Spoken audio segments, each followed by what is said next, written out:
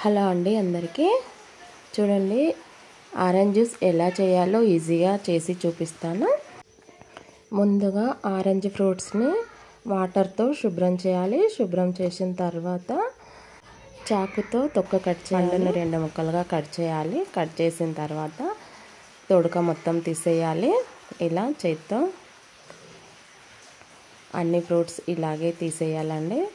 తొక్క మొత్తం పక్కకు పెట్టేశాను, ఎందుకైనా ఉపయోగపడుతుంది అనేసి।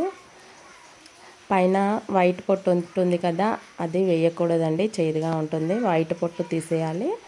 ఆరెంజ్ ఫ్రూట్స్లో సి విటమిన్ ఉంటుంది కాబట్టి కంపల్సరీ ఆరోగ్యానికి చాలా మంచిది కాబట్టి మనం ఆరెంజ్ ఫ్రూట్స్ తీసుకోవడం చాలా మంచిది।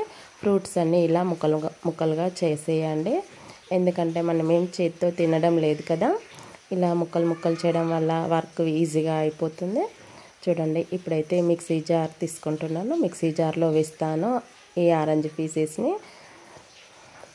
రుచికి తగ్గట్టుగా 2-3 స్పూన్ల టేబుల్ స్పూన్తో 2-3 టేబుల్ స్పూన్ల చక్కెర వేస్తున్నాను।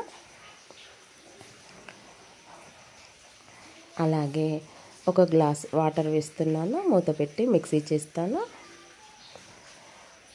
వాతావరణం చల్లగా ఉన్నప్పుడు ఆరెంజెస్ని తింటే జలుబు చేస్తుందని పెద్దలు అంటూ ఉంటారండి। చూడండి జ్యూస్ చేయడం అయితే అయిపోయింది। ఇప్పుడు చూసారు కదా, గ్లాసులో పోసుకొని త్రాగడమే। చూడండి గ్లాసులు అయితే తీసుకున్నాను, చూసారు కదా ఎంత సింపుల్। ఆరెంజ్ జ్యూస్ చేయడం చాలా సింపుల్ అండి, ఆరోగ్యానికి ఆరోగ్యము। ఫ్రూట్స్ తీసుకోవడం వల్ల మీరు కూడా కంపల్సరీ ట్రై చేయండి। మీకు నచ్చినట్టయితే లైక్ చేయండి, కామెంట్ చేయండి, సబ్స్క్రైబ్ చేయండి।